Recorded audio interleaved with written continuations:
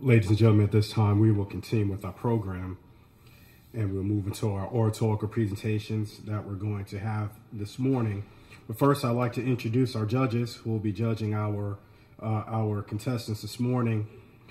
Mr. Jeremy Curtis. He is a senior at the University of Tennessee. Mr. Wayman McLaughlin and Mr. Akan Udoyo.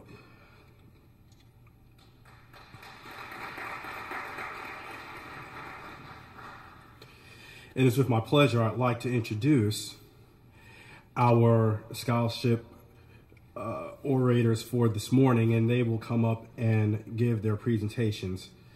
Our first oratorical speaker is Mr. Jonathan Bingham. Mr. Bingham is a senior at Austin East Magnet High School. He is a member of the marching band, the Student Government Association, School Student Ambassador, National Achiever Society, and Future Business Leaders of America.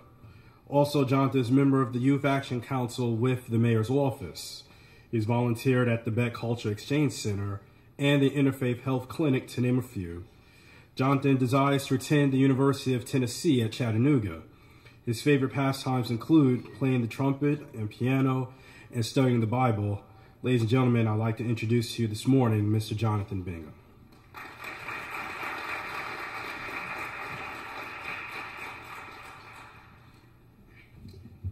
Good morning. Again, my name is Jonathan Bingham, and I want to thank you for this opportunity to stand before you. And today I want to encourage you by saying the dream starts with you. The question was asked, what can the nation and or the world can do so that Dr. Martin Luther King Jr. dream can be recognized and come into reality? A dream that one day that brothers and sisters of different colors, ancestors, social backgrounds can work together and love each other as Christ loved us in spite of our sicknesses, economical statuses, and histories. For a dream filled with love and unity to stand as strong as a cedar tree, what must we do? We as people must incorporate in our minds our self-worth.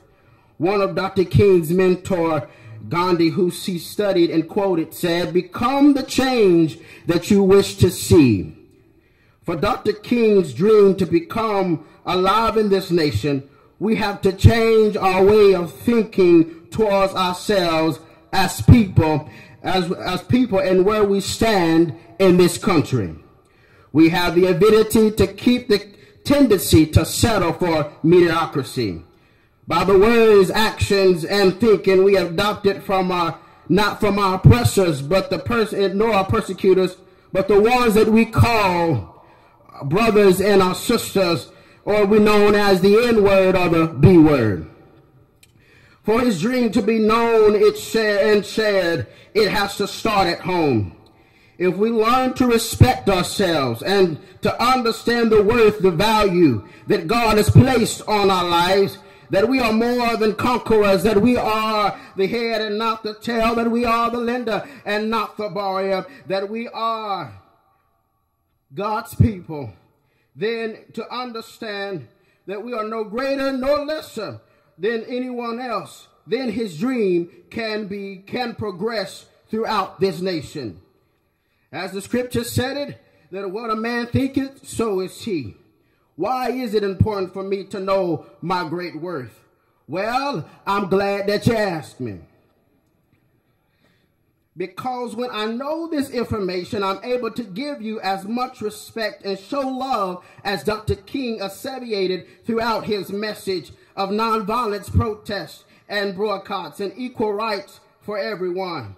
In this, we will not have racial discord, not external with the opposite race, but even in the internal with our own people, who we say aloud, I'm black and I'm proud.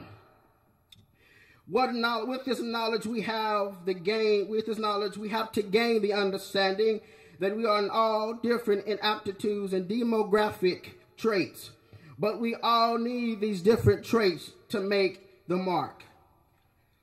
Not only should we learn it for ourselves, but we have to teach it and share it among our brothers and sisters, our children, that the same worth that is in us is in them.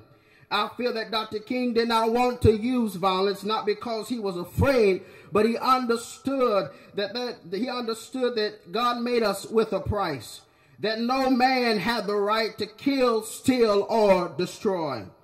A life that Christ paid for on a cross. He understood even though that white man that persecuted him, or even though that black man had even doubted his message, he still could not despise him nor hate him, because he knew that he deserved love.